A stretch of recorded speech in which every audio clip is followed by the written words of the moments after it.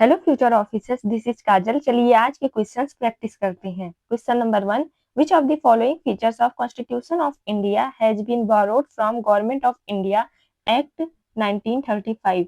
Question कह रहा है कि हमारे कॉन्स्टिट्यूशन ऑफ इंडिया में गवर्नमेंट ऑफ इंडिया एक्ट के 1935 के कौन से प्रोविजन लिए गए हैं।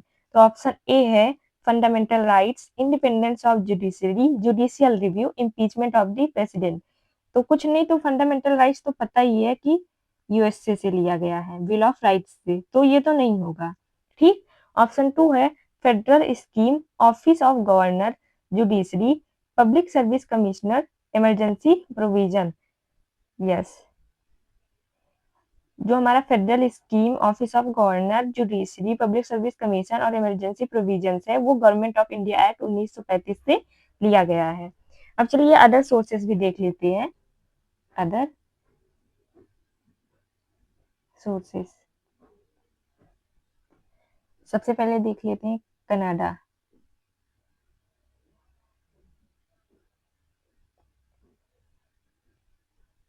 कनाडा से लिया गया है federal system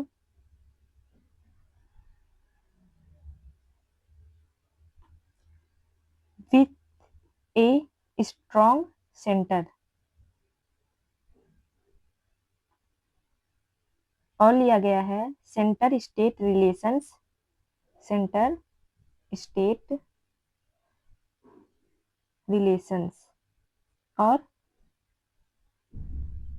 residuary powers,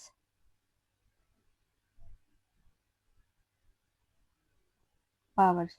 okay. फिर आते हैं कि आयरलैंड से कौन सा लिया गया है। सबसे पहले तो हमारा डीपीएसपी और इलेक्शन ऑफ प्रेसिडेंट। ठीक। जर्मनी से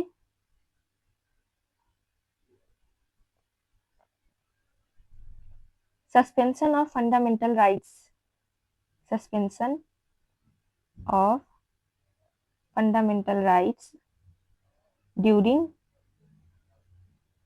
इमरजेंसी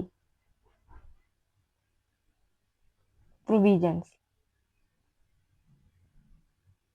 ठीक। यूएसएसआर से क्या लिया गया है, फंडामेंटल ड्यूटी और आइडिया ऑफ जस्टिस,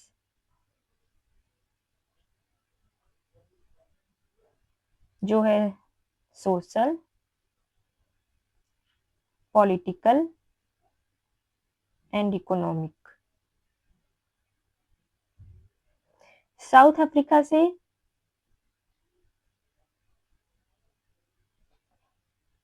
कॉन्स्टिट्यूशन का अमेंडमेंट, जो हमारा संशोधन है, वो साउथ अफ्रीका से लिया गया है। और जो राज्यसभा के मेंबर्स का इलेक्शन, वो भी इलेक्शन ऑफ मेंबर्स ऑफ राज्य सभा। ठीक। और फ्रांस से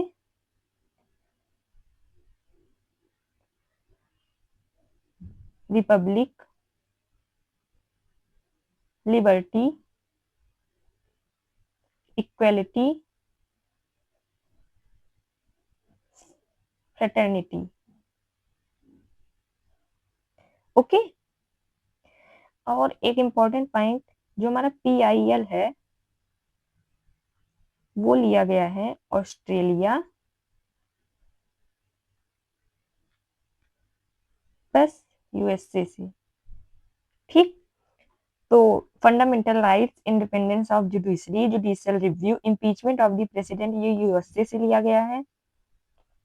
फिर ऑप्शन सी जो है कॉन्करेंट लिस्ट, ये हमारा पूरा freedom of trade, commerce and intercourse and joint sitting of the two houses of parliament, ये ऑस्ट्रेलिया से लिया गया है, ऑस्ट्रेलिया। ठीक।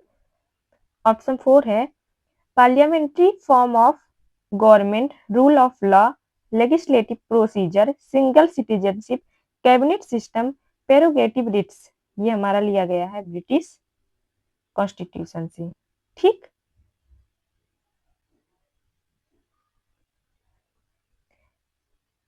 तो हमारा ऑप्शन बी सही हुआ। चलिए नेक्स्ट क्वेश्चन की तरफ चलते हैं।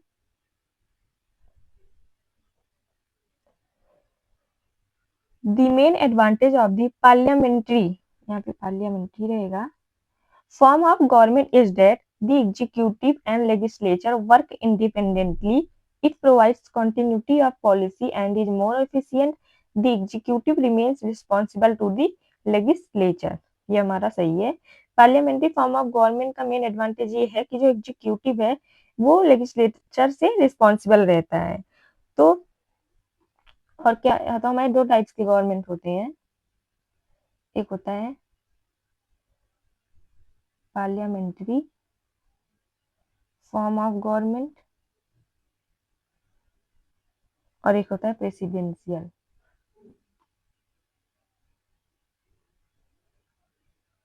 ठीक, पार्लियामेंट्री जो होता है वो जो एग्जीक्यूटिव और लेजिस्लेटिव होते हैं इनके कोऑपरेशन एंड कोऑर्डिनेशन पे बेस्ड होता है। और जो प्रेसिडेंशियल होता है ये बेस्ड होता है separation of powers between these two organs. इसमें जो मिनिस्टर्स हैं पार्लियामेंट्री में, जो मिनिस्टर्स हैं वो रिस्पॉन्सिबल होते हैं collective responsible to Lok Sabha. Lok Sabha क्या कर सकती है, non non confidence motion pass करके काउंसिल ऑफ मिनिस्टर्स को हटा सकती है ना। ठीक, ऑप्शन सी हमारा सही है। चलिए नेक्स्ट क्वेश्चन की तरफ चलते हैं। Which of the following features ensures constitutionalism in India? Rule of law, separation of power, judicial review। ठीक है, रूल ऑफ लॉ है। ठीक, हमारे कॉन्स्टिट्यूशन में separation of power, separation of power किस आर्टिकल में है, आर्टिकल के थ्रू आर्टिकल 245 246 और शेड्यूल 7। ठीक, तीन लिस्ट बनी है ना। और शेड्यूल 7 आर्टिकल 245 246 में क्या है, clear demarcation of legislative and executive power between union and state government. Okay, और हमारा जुडिशियल रिव्यू भी है। जुडिशियल रिव्यू किस सोर्स से लिया गया है, यूएसए से। ठीक, और आर्टिकल किस में है, 13 में, आर्टिकल 13। तो select the correct answer using the code given below. तो 1 2 3 तीनों सही है हमारा, तो ऑप्शन डी सही हो जाएगा। ओके, चलिए नेक्स्ट क्वेश्चन की तरफ।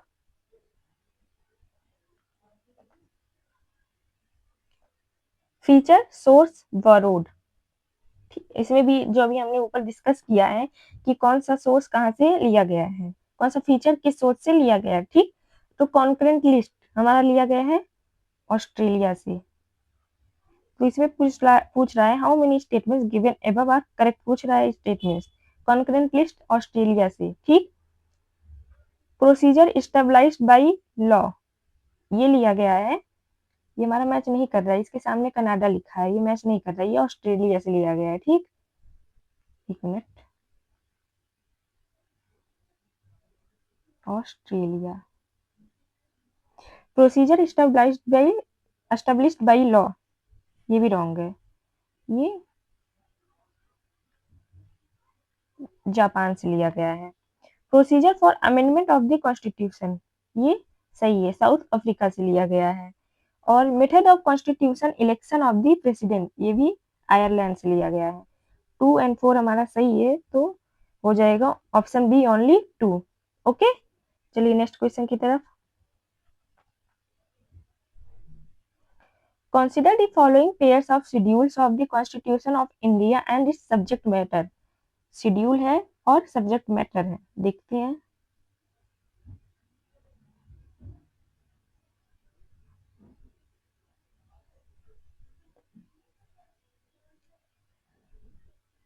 Second schedule provision for emoluments. सबसे पहले तो शेड्यूल्स को याद करने का एक ट्रिक है, tears of old PM. Okay, तो टी से अभी बताती हूँ इसका पूरा, नीचे है चार्ट, ये देखिए। तो देखते हैं second schedule provision for emoluments, allowances, privileges, सही है, ठीक। Fourth schedule fourth forms of oaths और अफर्मेशंस, नहीं। जो फोर्थ शेड्यूल है उसमें राज्यसभा की सीट्स हैं, ठीक। Allocation, Rajya Sabha allocation of Rajya Sabha seats, ठीक। और ये जो हमारा है ओथ्स, ये है थर्ड शेड्यूल में, थर्ड शेड्यूल, ठीक। उसके बाद सेवन शेड्यूल है division of powers between the union and the, ये देखिए इधर चला गया है, इधर रहेगा union and the state, seven schedule में है, सही बात है। ओके, चलिए नेक्स्ट 11th शेड्यूल, ये एंड इधर रहेगा powers, authority, responsibilities of municipalities, नहीं। 11th में हमारा है पंचायत, ठीक। ये चीज म्यूनिसिपैलिटी से रिलेटेड 12th शेड्यूल में है। तो हमारा how many pairs given above are correctly matched, तो 1 और 3 सही है, तो हो जाएगा ओनली 2, ऑप्शन बी।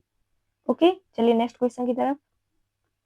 क्वेश्चन नहीं, ये देखिए यहाँ पे शेड्यूल गिवन है। शेड्यूल 1 में है टेरिटरीज, मतलब टी। शेड्यूल 2 हो जाएगा सैलरी एंड अलाउंसेस, इसको एमोलमेंट्स भी कहते हैं, मतलब कि ई। अफर्मेशन मतलब कि A. Rajya Sabha R. Schedule tribes S. Provision of tribal areas in north eastern, इसका ओ ऐसे याद कर लीजिए। Constitutional list, union list, state list and concurrent list, federal system, ठीक। Of old official language O. Validation, इसमें schedule 9 में हमारा है लैंड रिफॉर्म्स, ठीक। तो ये जगह L defection, D. T panchayat, M municipality, ठीक। टीयर्स ऑफ ओल्ड पीएम, ये हमारा ट्रिक है शेड्यूल्स को याद करने का, ठीक। तो जो 11th शेड्यूल है वो किस अमेंडमेंट से आया था, 73rd, 12th 74th, ठीक। शेड्यूल 9 1। कमेंट में आप लोग हमको बताएंगे कि शेड्यूल 10 किस कॉन्स्टिट्यूशन अमेंडमेंट से आया था, ठीक। चलिए नेक्स्ट क्वेश्चन की तरफ। Which of the following statements are incorrect, incorrect सबसे पहले हाईलाइट करेंगे। Regarding 9th schedule of the constitution, it was added to the constitution by the first amendment, बिल्कुल सही है। Currently, the laws placed under it are outside the purview of judicial review, ये भी सही है। Acts of the state legislature cannot be put under it by the parliament, नहीं, ये नहीं सही है। पार्लियामेंट जो है वो itself स्टेट लेजिस्लेचर्स और पार्लियामेंट के लॉज